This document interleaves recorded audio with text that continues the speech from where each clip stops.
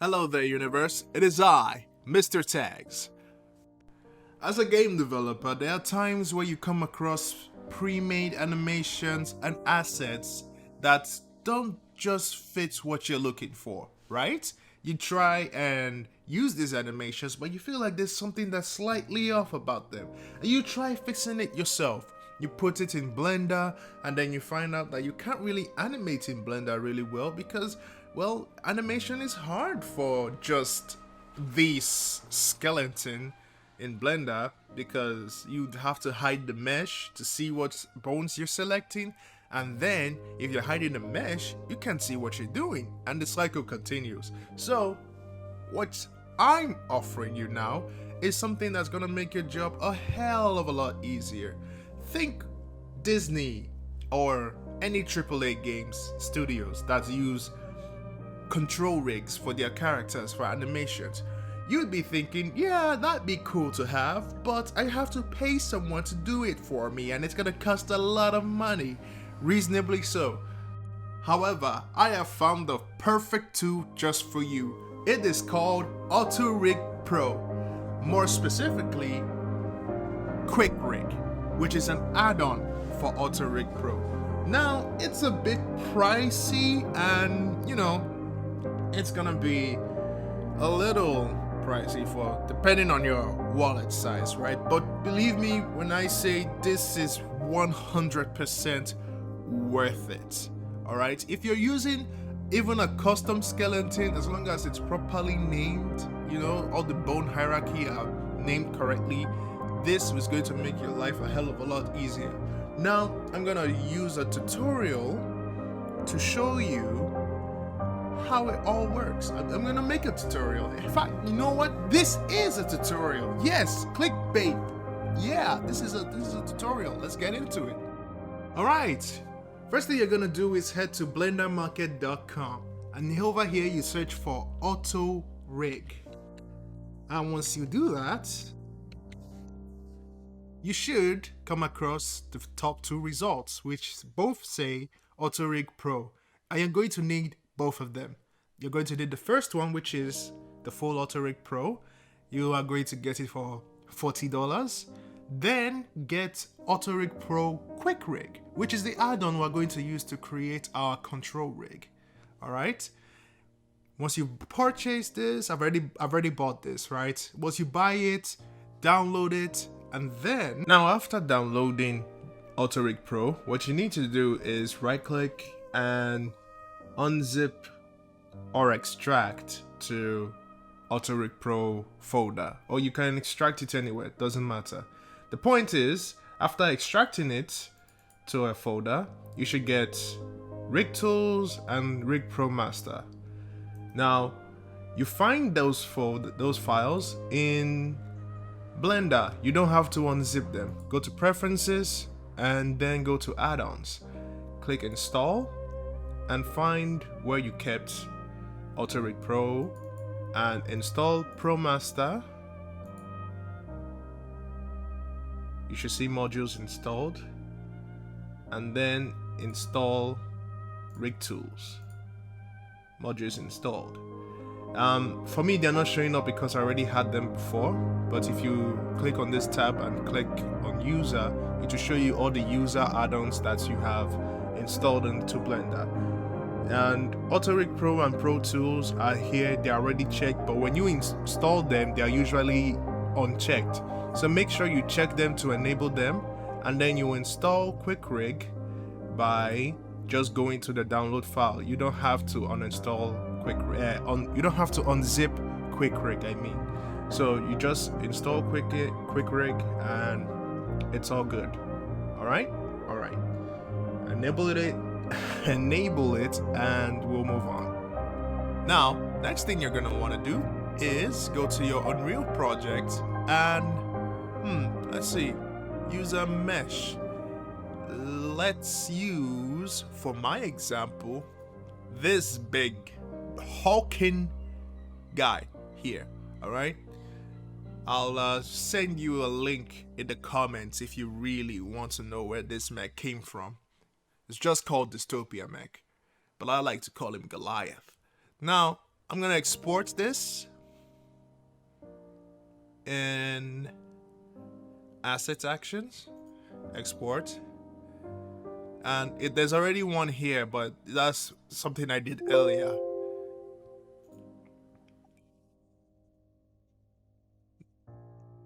Now what we need to do is make sure you don't take, you can export local time, that's fine. Morph targets is fine. Vertex color, just essentially what you see here, do this, right? Don't export collision, and then, hit export. And you're done. Now head over to Blender and import your skeleton. Let's see. FBX. Here it is. And there's no animation to import, so we'll cancel that. Boom! There it is! Right? And animating like this is really hard because, well, have you ever tried animating with just bones? There's so many parts to consider. Sometimes it doesn't even work correctly. Like, look at that! That is horrible. Truly. See? Really horrible. Now, press N on your keyboard to open the side menu. And what we want to do is go back to object mode, select your skeleton, only the skeleton, and scroll over to the top where Quick Rig is. Now on mine it's already filled up because I've already done this before, but yours would probably, in fact, you know what, let me just go through it with you. I'll just remove everything. Alright, this is from scratch. This is how it will look on your end. Now, what we want to do is go into pose mode, right? And we're going to search for the bone names, things like hand L, but it's going to be difficult to find them here, so I'm just going to use the scene collection list to find them. Now, I did explain that it's harder to find bones, relevant bones here. So let's find them in the scene collection. What you want to do is go towards your armature pose and then pelvis, which is basically your root bone. And from here on, what you want to do is select thigh L, the thigh bone of your character. And just for reference, it's here. This model is named after the epic skeleton. The model skeleton is named after epic skeleton. So if you are using a character that has epic skeleton, then you can just do it the way I do. Then when you press the left thigh, come here and add a limb. The limb is leg. Press OK and it will automatically fill it in for you. However, if you don't like how it auto fills, you can always try putting in a custom bone by yourself. For example, I can select spine and use it to replace calf. Of course, that's not correct, but I am just giving an example. So I'm just going to put calf back as my, calf. Next thing you want to do is select the right thigh and do whatever you did with the left thigh. And boom, leg R. Make sure you name your bones appropriately so that it could just be as easy as this. Next is the spine. So you select the pelvis whenever you want to do the spine. And yeah, pelvis, spine 1, 2, 3. Next is arms. The hands should be somewhere here. Oh, there it is. Clavicle. Clavicle is the shoulder, so always starts there. And press arm. And here you go. Auto-filled. We have clavicle L, which is shoulder, upper arm twist, and all that. Then you do the same thing for the right arm. Now for the head. You select neck, or whatever it's your base neck is for your head, select it and select head and press OK. All done. All done.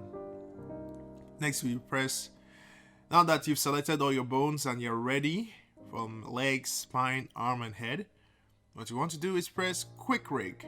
Now these settings you don't have to change anything, it works fine. However, what I like to do is put custom bones on layer 3. Custom bones are basically bones that don't fit in with the limbs that we put in there. We put in arms, legs, spines and head, but things like a door and the rudder, all those things, they don't fit in anywhere, so they won't be showing up as limbs. They'll show up as spheres or box, depending on what you select here. And you can also select their color, but I'll leave it at yellow.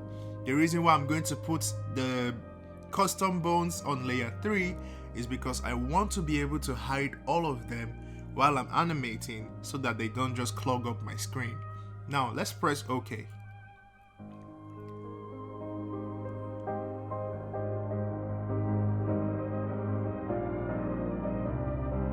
Alright, all done. Now you see what I was saying about the custom bones?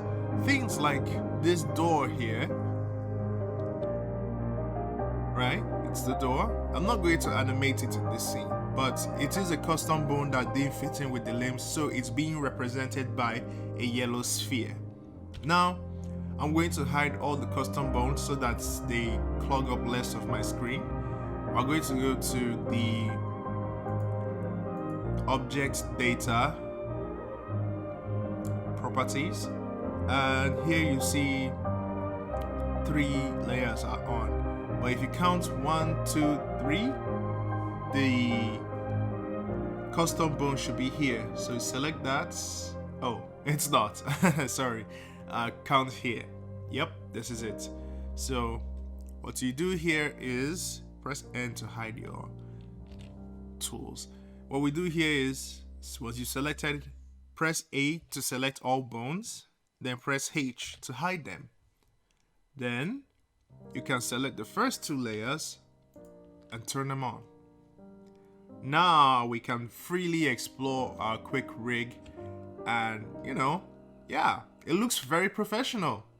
You have these orbs here to control elbow direction, and you've got these controllers here to control your heel. See that? See that? Really makes it way much more easier to animate compared to using anything else like just the bones. You can also use these to control knee direction. Then I assumed that there was a way to quickly make a fist on the quick rig, but I don't think there is a way. Nah. Usually on some rigs you can press S to scale it down and then it becomes a fist, but not here. Unfortunately, if you want to make any finger movements, you have to animate the fingers individually. Alright? So here, now you can explore your character rig, and we're going to do a little animation, and I'll fast forward this bit of the video so you can see how to import the animation data and export it. Alright? Alright, now here we go. Now that you're done animating, what you want to do is press N on your keyboard to open up this little menu and scroll down to AutoRig Pro Export, which is at the bottom here. Click Export FBX. You don't have to change anything except for selecting Unreal Engine and Humanoid, then select Rename for UE and select Mannequin Axis. The reason why I'm doing it this way is because this model is using Epic Skeleton as a base, so it's better for you to just do it like this if you're using a humanoid Epic Skeleton character. Now I'm just going to export it to Punch Out G. That's what I want to name the animation. You click on Auto Rig Export. Now the only way to know if it's done exporting is if Blender is responding. As you can see, Blender isn't responding. When it's not responding, it's still exporting. So when it does respond, it's done. And then in a few seconds, come on.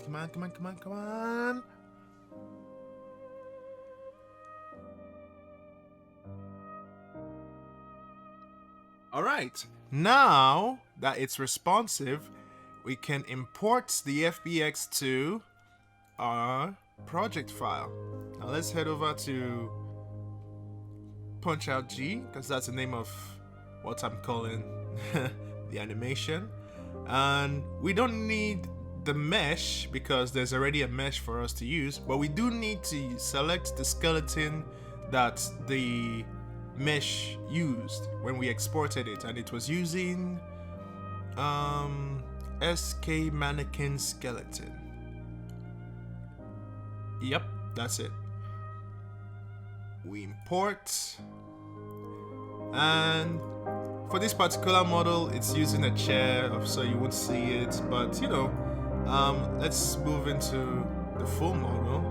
Click on preview animation, search for Punch-Out G, and there we go!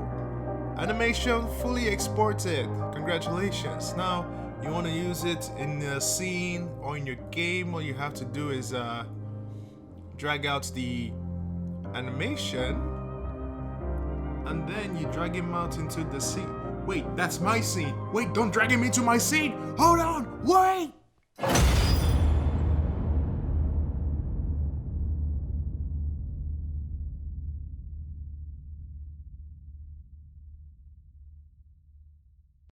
Your latest submission had a bug. It wasn't a bug, it was a feature. You... If it looks like a bug, then it is a bug. Prepare for criticism. Wait, what do you mean by that? Omae wa mou shineru. NANI?!